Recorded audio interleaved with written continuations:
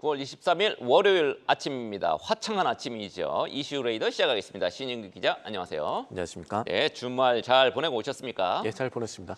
자, 오늘 주목해야 될 키워드 4개 보여주세요. 예, 밸류업 지수 바로 내일 공개한다고 합니다. 영풍, 정밀, LG화학 이번 주에 핵심 일정까지 하나씩 살펴보겠습니다. 첫 번째, 밸류업 지수를 내일 오후에 공개한다라고 좀 전에도 이제 소개를 해드렸습니다만 우리의 관심, 과연 어떤 종목들이 포함이 될 거냐, 어떤 종목이 포함될 거냐에 따라서 이제 주가도 조금 변동성이 있을 것 같은데 어떤 종목들이 될까요? 일단 지금 저희가 대형주 관련해서는 이미 시장에서 많이 올라왔고 또 저희가 분석도 해드렸고요. 네, 지금 은행주도 있고, 은행, 자동차도 보험주, 있고. 자동차라든가 뭐 현대차, 기아 뭐 당연히 들어갈 것으로 예상이 되고요.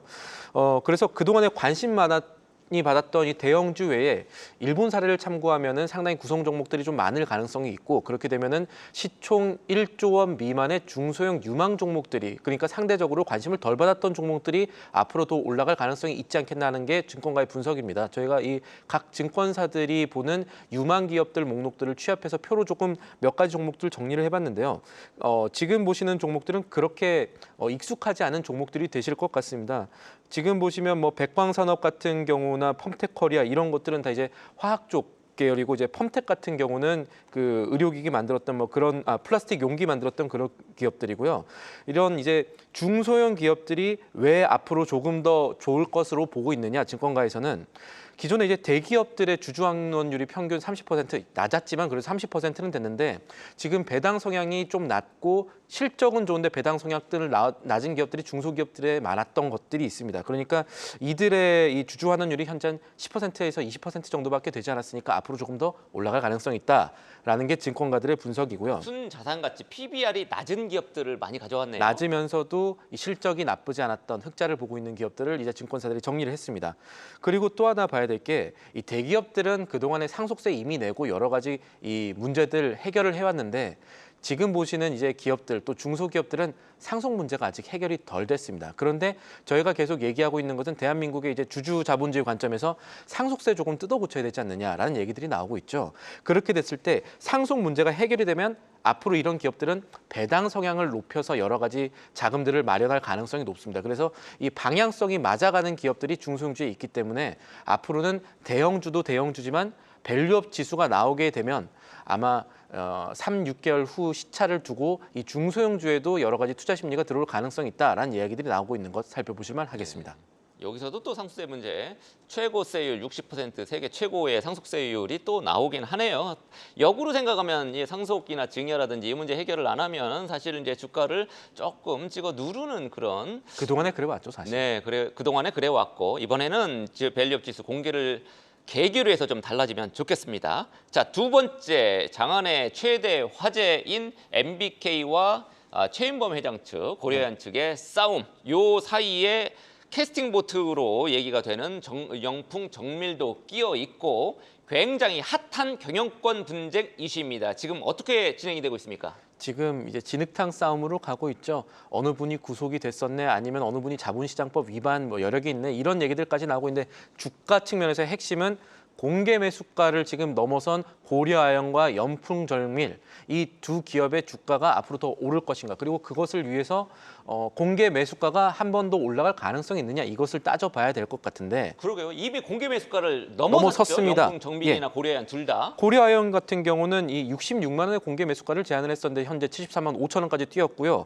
영풍정밀은 고려아연의 지분 1.85%를 갖고 있는 기업입니다. 그래서 여기서도 공개 매수가 들어갔는데 MBK 측에서 현재 주가가 2만 550원입니다. 공개 매수가는 2만 원이었죠. 그러니까 공개 매수가 성공하려면 아마 24일 혹은 이 전체 10월 4일이 휴일을 낀 걸 감안하면 26일이라는 얘기도 있는데 24일, 26일 장 공시 전까지 MBK 측에서 공개 매수가를 조금 더 올릴 수 있지 않겠냐. 이기려면 내일 공개 매수가를 상향 조정할 가능성이 있다라는 거네요. 그렇습니다. 아마 이 정확하게 보면은 26일 장 후까지도 가능은 할 겁니다. 뭐 그것이 중요하다기보다는 MBK 파트너스가 어떤 결정을 내리고 추가 자금을 얼마나 더 투자할 수 있느냐 이런 것들이 조금 더 중요하겠죠.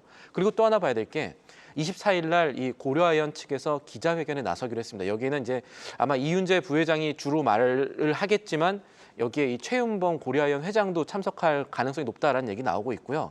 그렇게 되면 여기서 기자들이 가장 궁금한 거는 대항 매수할 건가?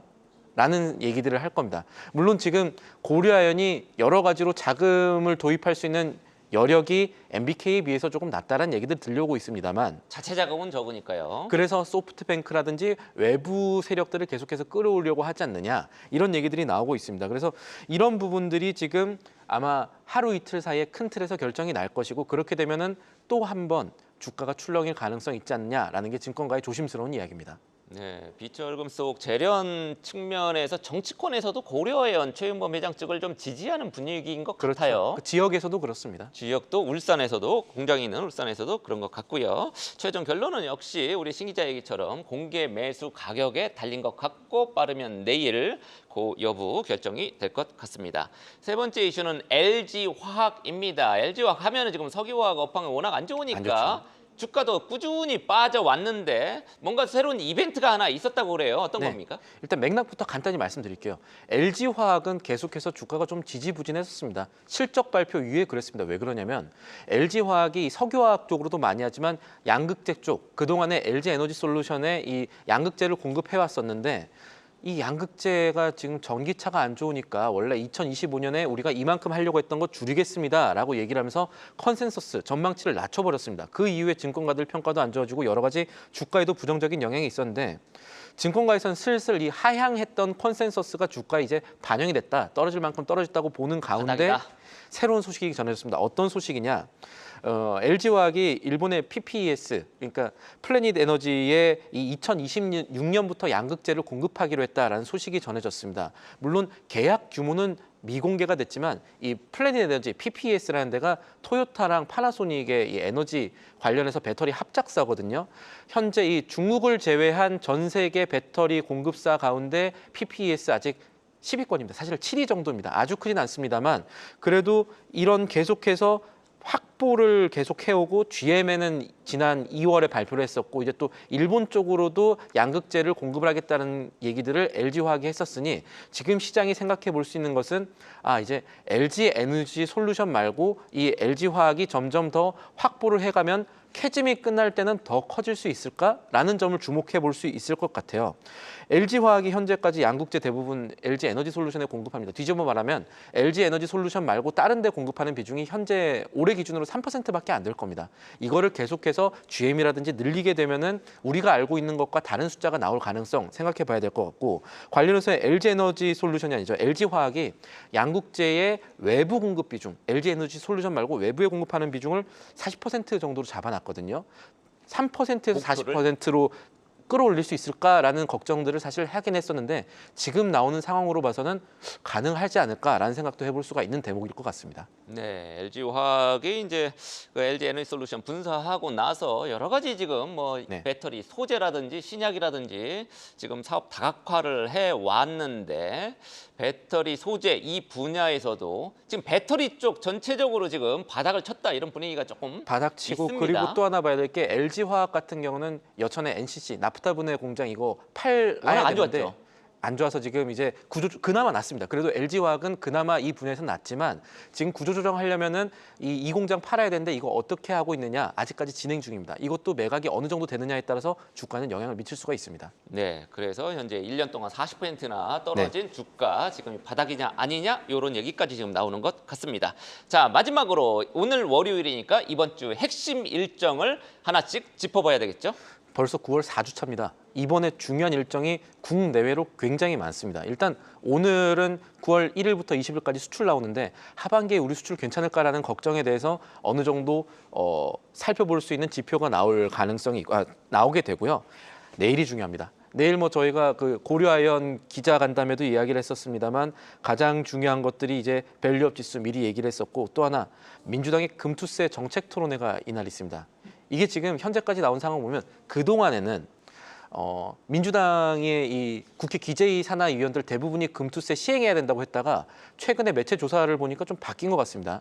아직 정확하게 된 것은 아니지만 6대 5대 4 그러니까 금투세를 시행해야 된다 6명, 그리고 판단을 토론회 이후에 유보하겠다가 지금 5명, 그리고 금투세 그냥 조금 유예하는 게 낫지 않느냐, 이런 분들이 4분 이렇게 계시거든요. 그만큼 토론회에 따라서 기류가 바뀔 수가 있는데, 현재 지금 이재명 당대표의 워딩이라든가 여러 가지 보면은 유예 가능성이 조금 살짝 크지 유예죠. 않은가에 대한 생각들을 지금 증시에서 할 가능성이 있고요. 지금 법은 지금 사실 야당이 만드는 거나 다름없기 지금 때문에 상황 그렇습니다. 예, 국회 예. 기재에도 지금 15명이 민주당이 있고요. 예. 예, 민주당이 좀 빨리 결정했으면 좋겠습니다. 확정을 지어서 시장에 혼란이 있으니까요. 이 불확실성의 제거라는 측면에서 이런 것들도 중요하고요.